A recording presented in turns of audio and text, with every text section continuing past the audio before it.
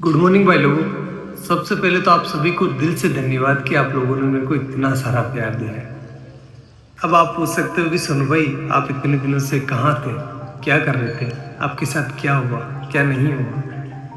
तो भाई लोगों सच बता रहा हूँ, पिछले 60 दिनों से मैं अपने घर पर बैठकर रो रहा हूँ। बहुत सारी एंजाइटी फील कर रहा हूँ और बहुत कुछ हो रहा है मतलब,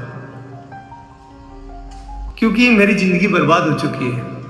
अब मेरे पास कुछ भी नहीं है करने को। क्या हुआ है मेरे साथ, कुछ अलग हुआ है मेरे साथ, जिस वजह से जो भी मैं था ना वो खत्म हो गया।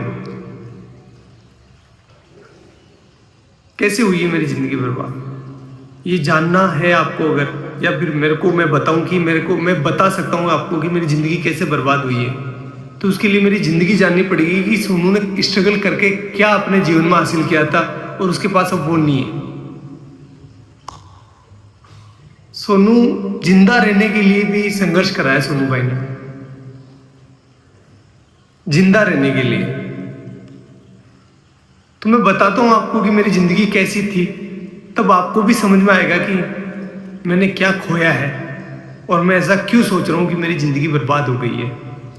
और सबकी शुरुआत होती है मेरे नाना जी के घर से, वहीं से शुरू करते हैं।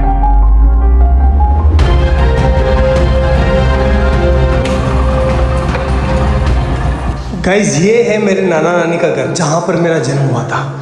चलो अंदर चलकर देखते हैं कौन कौन है।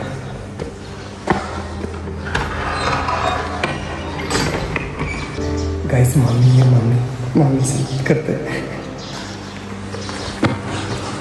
दौड़ जी मामी, कैसे हो? बढ़िया, ठीक। क्या कर रहे हो? हाँ तैयार है, सब तैयार है। तो कुछ ऐसा दिखता है नाना नानी का घर। मेरा जन्म हुआ था यहाँ पर। पहले आपको पता है कि ना हॉस्पिटल वगैरह नहीं जाते थे, मतलब बच्चे जो है वो घर पर ही हो जाते थे। तो मेरा भी जन्म ऐसे ही हुआ है। मामी हम यहाँ कौन से कमरे में रहते थे पहले, जब मैं छोटा था ना, बच्चा था तब? इस वाले में। ये है वो रूम जहाँ पर हम बचपन में रहा करते थे, ये वाला। देखो आप, ये देखो इधर इधर इधर। इस वाले रूम में जो है भेड़ और बकरियों के बच्चे रहा करते थे, क्योंकि बाहर कुत्ते मार देते थे ना, इसलिए। और इस वाले पोर्शन में जो है मेरी बूढ़ी नानी, जो इस दुनिया में नहीं है, और मेरी मम्मी दोनों रहा करती थी। और यहीं पर हम जो है पले बड़े हुए हैं। एक्चुअली में हुआ क्या था गाइस कि यार वो एल्कोहलिक थे, थोड़ा सा उनकी हैबिट थी कि उनको नशा लग गया था। तो फिर वो हमारी टेक केयर नहीं कर पा रहे थे अच्छे से। तो नाना नानी ने ये रिस्पॉन्सिबिलिटी ली कि हम जो है इन बच्चों को पालेंगे, अदरवाइज़ इनका क्या होगा। तो उन्होंने हमें यहाँ लेकर आए और यहीं पर जो है मम्मी अपना काम करती थी, साथ ही साथ हमारा पालन पोषण यहीं हो रहा था। तो मैं एक लाइन बोल सकता हूँ कि अगर मेरे नाना नानी नहीं होते ना, तो आज मैं या फिर मेरे बहन भाई हो सकता है कि इस दुनिया में नहीं होते। गाइस देखो नाना जी का गांव कितना प्यारा है। खैर फिर वो टाइम आया जब हमें ये घर छोड़ना पड़ा, क्योंकि यार गाइस देखो नाना नानी कब तक पालेंगे, उनकी खुद की भी कोई जिम्मेदारी है, इसलिए फिर हमें यहाँ से जाना पड़ा। चलो अपन भी चलते हैं, लेकिन उससे का आशीर्वाद ले लेते हैं। चलो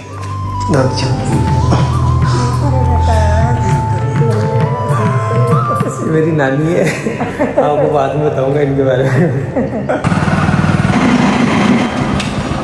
और अपने गांव आते ही हमें घरेलू परिस्थितियों के कारण अपने घर नहीं घुसने दिया गया, इसलिए हमने बड़े पापा की कोठी का चुनाव किया। म्याऊ म्याऊ।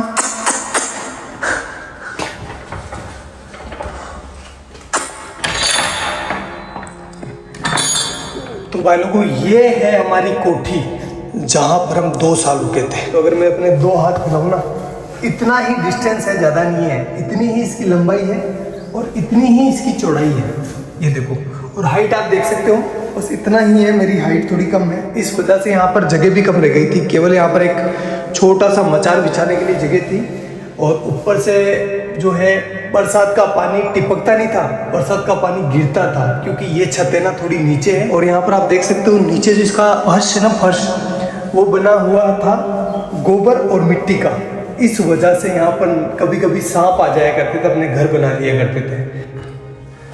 और भाई लोगों इस घर में हमें जिंदा रखने की जिम्मेदारी आ गई हमारे मम्मी के कंधों पर। और इस वजह से पहले भी काम किया उन्होंने, लेकिन उन्होंने 10 रुपये मजदूरी में काम चालू कर दिया। 10 रुपये में से 5 रुपये की वो हमारे लिए चावल लेकर आती थी। मैं लेकर आया हूँ आपको बताने के लिए कि उस टाइम कितने चावल आते थे। इतने चावल आते थे 5 रुपये के। तो इन चावलों से वो हमारा पेट भरती थी, तीनों बहन भाइयों का सॉरी, और खुद भूखी सो जाती थी कि मेरे बच्चों का पेट भर जाए, बस बहुत है, मैं तो निकाल लूँगी रात। और हम ना समझते उस टाइम, तो हम नहीं समझ पा रहे थे कि हमारी माँ जो है वो भूखी सो रही है। हम तो बस अपना पेट भरने का ध्यान दे रहे थे। लेकिन मेरी मम्मी जो है उस टाइम बिना कुछ खाए भूखी सो रही थी।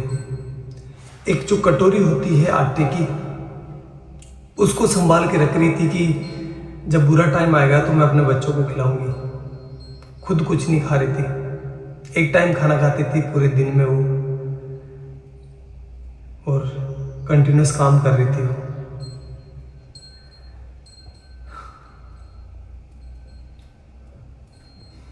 और ये सारी चीज़ें हम बच्चे नहीं समझ पा रहे थे, हमारा माइंड उतना डेवलप नहीं था कि हम ये इतनी भारी चीज़ें समझ पाए।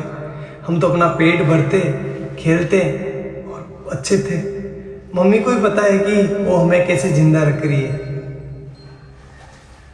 मदर इंडिया, यही तो मदर इंडिया है। सारे दुख खुद रख लेती है और अपने बच्चों तक किसी भी प्रकार की प्रॉब्लम्स नहीं पहुंचने देती है। बापड़ी कोई कम लोन भी मांग बनेगी दान की जाती किडू कई माती गड़ा दौरा तेरा पड़िया। हाँ तेन गड़ा दौरा पड़िया रे भाई थारी मातो सब्जी बेचती, लेडीज रखती, भाई दूर आड़ती, तेन कुआ तीर बाबू की रहती, भाई मार ससुरी भूखा तना दूध पायो, तेन रोटी खुआई, गड़ी दोरी कमक मारा, तमात का दान की जाती। हाँ ते भरा का केवन के ते बली दूध ने भरे क्यों, मैं ते दी किसको केव गड़ा दौरा पहले तो। और भाई लोगों, इस वाली छत की ना एक स्पेशल कहानी बता दूँ मैं आपको। पर मैं, मेरा भाई और मेरी बहन बैठे थे शाम को, और हम राह देख रहे थे कि हमारे लिए कोई खाना लेकर आएगा, क्योंकि हमारी मम्मी जो थी वो गांव चली गई थी किसी कारणवश, तो हमारे लिए खाना नहीं बना था उस टाइम। कोई भी खाना लेकर नहीं आया और हम तीनों बहन भाई सिर्फ भूखे ही सोए। यही जगह थी वो, सेम टू सेम। एक बात बताऊँ आपको, जब आप भूखे होते हैं ना तो आपको अच्छे से नींद नहीं आती। देख कर देख लेना एक बार। चलो आपको अपनी बहन से मिलवाता हूँ। अगर भाई नहीं होता अपना तो अपन आज क्या होते हैं, कहाँ पर होते हैं? कुछ भी नहीं होते, कुछ भी वजूद नहीं होता हमारा। जिंदा होते? नहीं नहीं। भाई ने क्या किया अपने लिए? बहुत मेहनत की, बहुत हमें शिक्षित किया। बड़े भाई ने हमें सब कुछ सिखाया, सब कुछ दिया। गाइस बात है 2008 की, जब मेरा बड़ा वाला भाई इस पीछे वाले स्कूल में पढ़ाई करता था। उस टाइम हुआ क्या था, कुछ शरारती बच्चों ने स्कूल की घंटी जो बेल होती है उसको छुपा लिया था, और उसका सारा इल्जाम मेरे भाई पर लग गया। भाई को स्कूल से सस्पेंड कर दिया गया। देन हमने जैसे तैसे कर करा के भाई का एडमिशन जो है वो बाहर की स्कूल में करवा दिया, जहाँ पर वो कुछ किराया देकर स्कूल चला जाता था। 2 रुपये लगते थे शायद उस टाइम किराए के, या 1 रुपया लगता था, आई डोंट नो फुली। फिर कुछ समय बीता, उसके बाद मैंने और मेरी बहन ने 5वीं क्लास पास कर ली, और हम जब 6ठी क्लास में यहाँ पर एडमिशन लेने आए तो हमें बोला गया कि आपके भाई ने जो घंटी छुपाई थी उसको जो है आपको भरना पड़ेगा, अदरवाइज़ आपका एडमिशन नहीं होगा। तो उस टाइम 350 रुपये, 360 रुपये जो है उस घंटी के देने थे। 1 महीने से ज़्यादा टाइम लग गया 360 रुपये का जुगाड़ करते करते, इसलिए उस साल हमारा एडमिशन नहीं हो पाया, और यहाँ पर जो है एडमिशन बंद हो गए। अब घर वाले हमें किराया देकर किसी दूसरी स्कूल नहीं भेज सकते थे, क्योंकि वो अफोर्ड नहीं कर पाते उस टाइम, और हम छोटे बच्चे थे तो किसी दूसरे गांव भी स्कूल नहीं जा पाते, क्योंकि दूर था ना। हमारा गांव काफ़ी बड़ा है, तो हम दूसरी जगह अगर जाएंगे ना तो हमें कम से कम 3-4 किलोमीटर जो है पैदल चलना पड़ेगा। तो छोटे बच्चे थे तो नहीं हो पाया वो सारी चीज़, और हमारा 1 साल पूरा बर्बाद हो गया। फिर मेरे बड़े वाले भाई ने एक भारी डिसीजन ले लिया, और उसने अपनी सारी पढ़ाई छोड़कर, अपनी सारी ज़िंदगी दांव पर लगाकर मेरी और मेरे बहन के लिए काम चालू कर दिया। उसने फर्स्ट काम चालू करा मंडी में, जो सब्जी मंडी होती है ना वहाँ पर। गाइस मैं हूँ अभी उस सब्जी मंडी के अंदर जहाँ से मेरा भाई सब्जी खरीदता था। 15-20 किलो वजन को अपने सर पर रखकर मेरा गांव जो कि यहाँ से 20-25 किलोमीटर दूर है वहाँ पर लेकर जाता था। वो सब्जी वो फल फ्रूट बेचता था जिससे कि कुछ पैसे आए और वो अपने बहन भाइयों का पेट भर सके, अपनी माँ के सर पर जो बच्चों का पालने का भार था उसको कम कर सके। और ये वो काम कर रहा था जब उसकी उम्र है ना 16 साल थी। वो बाल श्रम कर रहा था। क्यों? क्योंकि अपने बहन भाइयों को जिंदा रख सके और उनको अच्छी एजुकेशन दे सके। घर में कई सामान नहीं रहा तो दोनों बन भाई सब्जी ले बजाता मैं दोनों घेर बेच बजाता। ये वो चौराहा है जहाँ पर मेरा भाई सब्जी लेकर उतरता था और उसे एक एक घर बेचने जाता था। चलो मैं आपको दिखाता हूँ कि वो इतना सारा वजन लेकर कितना पैदल चलता था।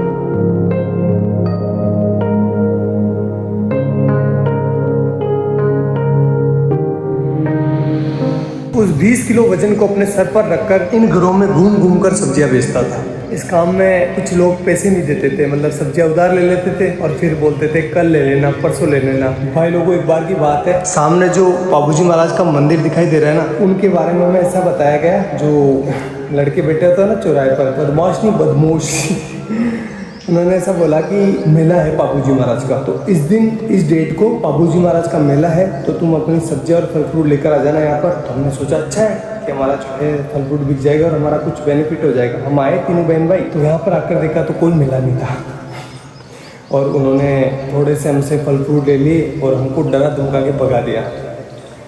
तो एट दी एंड धंधा जो है वो इतना अच्छा चल नहीं रहा था, इसलिए उस काम को भी हमें छोड़ना पड़ा। हमें नहीं, मतलब भाई को छोड़ना पड़ा।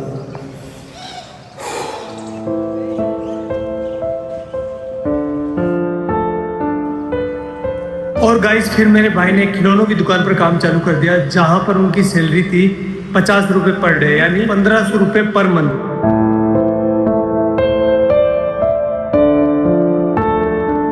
एक महीने बाद जब भाई की सैलरी आई तो उसने लगभग आधा भाग यानी 700 रुपये के आसपास मेरे और मेरी बहन के लिए बुक्स लेने में खर्च कर दिया, जबकि खुद काम पर फटे हुए कपड़े पहनकर जा रहा था। वो चाहता तो अपने लिए कपड़े ले सकता था ना, लेकिन नहीं लिए उसने। लेकिन हम खुश थे। क्यों खुश थे? क्योंकि पहली बार रजिस्टर आया था, पहली बार हेल्प बुक आई थी, अब हमारे भी अच्छे दोस्त बनेंगे। यार बुक्स अच्छी आती है तो दोस्त आते ही है ना, भाई तेरी हेल्प बुक दे दे, तो हमारा कॉन्फिडेंस है ना सीधा आसमान चला गया।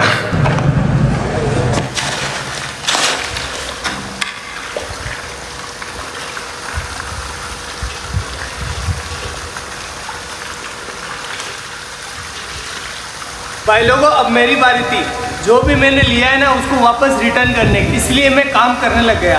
साथ ही साथ अब बड़ा हो गया था, इसलिए मैं अजमेर वाली स्कूल में जाने लगा बस से, और वो भी साइंस बायो पढ़ने। तो बताता हूँ मैं आपको ये मैंने कैसे किया।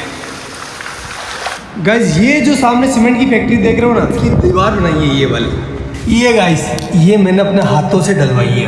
अब तो खराब भी होने लगी, बताओ ये। भाग भाग सुनो, भाग भाग भाग भाग। गाइस अब तो मैं भाग भी नहीं पा रहा हूँ। पहले ना इतना दूर, लगभग ये होगा 600 मीटर दूर, एक पूरा सीमेंट का कट्टा जो कि 50 केजी वेट का, यहाँ पर पटक कर अपने कंधे पर, और एक साइड जो है ना वो चिमनी लगी हुई है, वहाँ से लेकर उस वाले कोने से जहाँ से अपन आए थे ना वहाँ पर लेकर जाता था। अरे भगवान, इसका ठेकेदार इतना खड़ूस था, जब मैं बोलता था ना मैं छोटा था तो दर्द तो होता है यार, 50 किलो का कट्टा लेकर जाता था तो पेन हो रहा था मेरे को। तो मैंने बोला सर कि मेरे से ना ये लेकर नहीं जा पा रहा हूँ मैं इसको। तो बोला कि काम पर क्यों आया, पैसे किस बात के मिलेंगे, ऐसे बोलते थे। करना पड़ता था भाई। तो ये वाला काम तो मेरे को ज़िंदगी भर याद रहेगा, क्योंकि वो सीमेंट के कट्टों ने मेरी रीढ़ की हड्डी में प्रॉब्लम कर दी। गाइज ये जो आप बिल्डिंग देख रहे हो ना, ये हमने बनाई है एक मजदूर के तौर पर। और गाइज ये वाली जो टंकी आपको दिखाई दे रही है, ये नहीं बनवाई है। हाँ ये जो दीवार आप देख रहे हो ना, ये सब कुछ भाई लोगों को भैंस चराते टाइम बायोलॉजी पढ़ने का मजा ही कुछ अलग होता है, क्योंकि एग्जाम्पल यहाँ पर सामने होते हैं। जब एक बगुला है ना भैंस के आसपास होता है तो उसका मतलब ये है कि वो सेब को चिंता कर रहा है, क्योंकि आप देख सकते हो जहाँ पर भैंसें चल रही है ना उसके पास एक बुगला है। ये देखो बुगला है, क्योंकि जब भैंस चारा खाती है ना तो चारा हिलने की वजह से उसके अंदर जो कीड़े होते हैं वो बाहर निकल जाते हैं, और ये बुगला उनको खाकर पेट भर लेता है। ये दो जीवों का एक संबंध है जिसमें एक को कोई भी घाटा नहीं होता और दूसरे को फायदा हो जाता है। प्रेरित धाराओं से उत्पन्न होने वाले चुंबकीय क्षेत्र का मान सदैव इस प्रकार होता है कि वो उन कारणों का विरोध करता है जिसके कारण इसकी स्वयं की उत्पत्ति हुई है।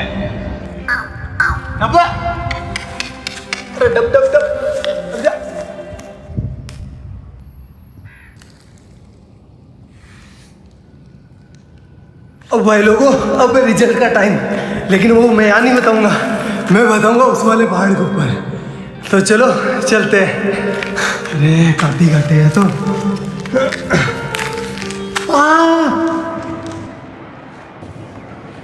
अब भाई लोगों, मेरा आ गया 12th का रिजल्ट। परसेंटेज तो कम ही बना है, फिर भी मैं आपको बता देता हूँ। ये देखो 77%, जिसमें से केमिस्ट्री में आए 93 डिक्टेशन और फिजिक्स में आए हैं 87 डिक्टेशन। भाई लोगों, ये मेरे परसेंटेज नहीं है, ये लेकर आया मेरे जीवन में कॉन्फिडेंस। अभी तक भी मेरे जीवन में कोई हार्ड काम आता है ना, तो मेरे को अंदर से आवाज़ होती है कि तू कर लेगा, डर मत, तू कर लेगा। लेकिन इस बार है ना, मेरे को सोनू का सूरज डूबता हुआ दिखाई दे रहा है।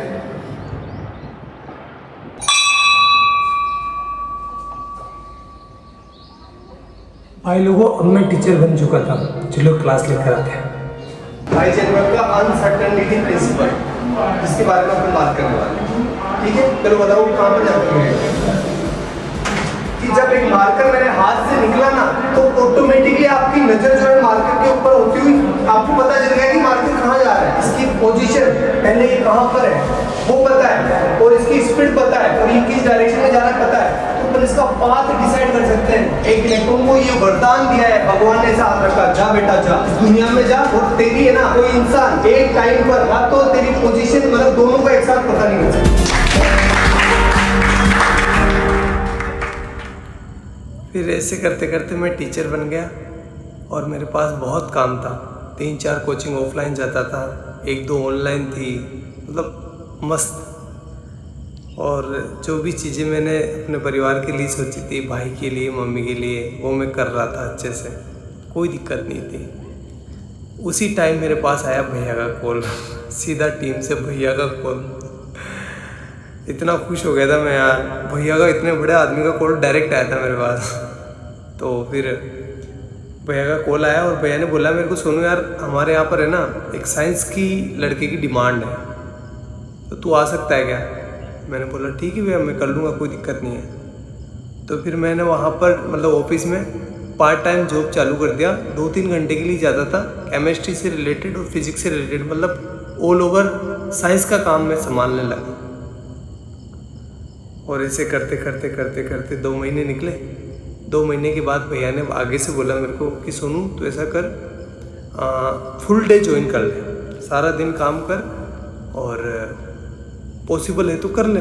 घर वालों से बात करी, घर वालों ने, मेरे बड़े वाले भाई से मैंने पूछा, तो उसने कहा कि यार देख तू ज्वाइन कर ले, कोई दिक्कत नहीं, अपने ही काम के तो कोई प्रॉब्लम नहीं होगी। मैंने कहा ठीक है कर लेता हूँ, इसमें क्या दिक्कत है, आपने बोल दिया तो वो सब आपसे आगे क्या है, कोई नहीं, कुछ नहीं है। ऐसा करके मैंने टीम को ज्वाइन कर लिया, और फिर मेरा अच्छा शानदार टाइम आया। मैं बहुत अच्छा काम कर रहा था सभी चीज़ों में, मतलब पहले मैं साइंस से जुड़ा था, लेकिन अब मैं जो है ना वीडियो का एडिशन हो गया, और भी बहुत सारी चीज़ें हो गई, कैमरा के पीछे बहुत सारी चीज़ें चलती है ना, मतलब पत्थर उठाना, खड्डे खोदना, सारे काम जो भी हो सकता है सब कुछ कर रहा था। Everything I can do, I do that. Best चल रहा था, कोई प्रॉब्लम नहीं थी, अच्छी चीज़ें हो रही थी, शानदार, हर एक चीज़ में शानदार एफर्ट लगा रहा था। जो मतलब एक वीडियो आपको लगता है कि बहुत ईजी होता है, लेकिन ईजी नहीं होता, बहुत हार्ड काम है एक वीडियो को बनाना। जैसे एग्जांपल के तौर पर मैं बोलूँ तो जो बनाना है ना, बनाना से पोटेशियम निकाला था, आपको याद होगा, वो 20-23 मिनट की वीडियो थी, अच्छी भी चली थी वो वीडियो। उस वीडियो को मैं संभाल रहा था पीछे, उसका सारा केमिस्ट्री मैं संभाल रहा था। उस वीडियो को गाइस शूट करते करते 2 से 3 महीने निकल गए, इतना एफर्ट लगाया इस पर, और वो वीडियो चली भी सही, आपका प्यार भी दिखा उसमें। तो ये तो एक एग्जांपल है, बाकी बहुत सारे काम किए, जैसे डायमंड वाला, और भी बहुत सारे साइंस के सारे प्रोजेक्ट थे ना, वो मैं हैंडल करता था बिहाइंड द कैमरा, और चीज़ें अच्छी चल रही थी, मतलब कोई दिक्कत नहीं था, सब कुछ शानदार था। मैं सारे कंपनी के रूल एंड रेगुलेशंस फॉलो कर रहा था, मेरी अटेंडेंस की भी कमी नहीं थी, हर एक चीज़ बेस्ट थी। और मैं भैया की इतनी रेस्पेक्ट करता हूँ, आज भी करता हूँ, कि भैया के सामने कभी ऐसा टाइम था मैं चेयर पर नहीं बैठता था। मतलब मुझे लगता था कि नहीं, मेरी औकात नहीं इनके बराबर बैठने की। और आज तक मैं उनसे हैंडशेक नहीं करता। जब भी वो कुछ अच्छी चीज़ करते ना तो वो हैंडशेक करते थे। मैंने मतलब मेरा ऐसा था कि नहीं यार, भैया से हैंडशेक कैसे कर सकते हैं अपन। मैं उनके पैर छूता था, इतनी इस लेवल पर रिस्पेक्ट कर रहा था मैं। सब कुछ चीज़ें शानदार चल रही थी, कोई भी प्रॉब्लम नहीं थी किसी भी प्रकार से। अभी 2-3 महीने पहले ही मेरे साथ कुछ ऐसा हुआ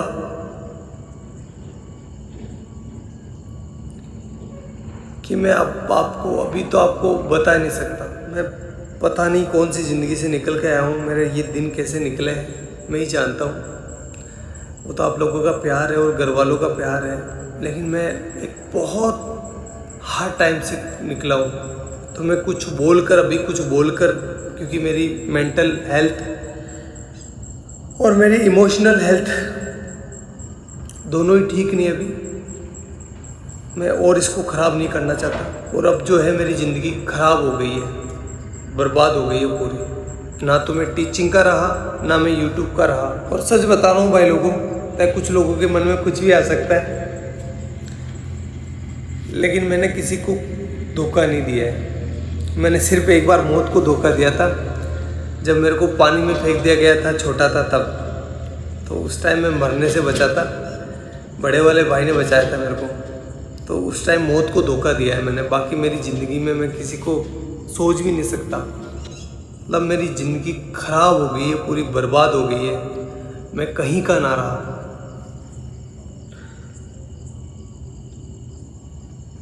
लेकिन घर वालों को वो चीज़ें नहीं दिखा सकता मैं। वो मेरी वजह से परेशान हो रहे थे, और आगे से मैं रहूँगा भी नहीं। ना तो आपके सामने रहूँगा, ना घर वालों के सामने रहूँगा। और साल भर तक मैं ट्राई करूँगा, अगर मेरे से ये हो जाता तो ठीक, अदरवाइज़ मैं जो है वापस अपने एजुकेशन फील्ड में चला जाऊँगा। और साथ ही जो है अपनी एजुकेशन को भी सुधारूँगा। और साथ ही ये करके देखना पड़ेगा, सिचुएशन ऐसी हो गई है कि मेरे को करना पड़ेगा, क्योंकि मैं क्या करूँगा। और आगे आने वाले टाइम में बताऊँगा मैं आपको कि मेरे साथ क्या हुआ है, लेकिन अभी मेरे को माफ़ करना, मैं नहीं बता सकता। मैं वापस वो डार्क टाइम नहीं देखना चाहता। आगे जाकर बताऊँगा, मैं पक्का बताऊँगा, लेकिन अभी नहीं। हाथ जोड़कर रिक्वेस्ट है।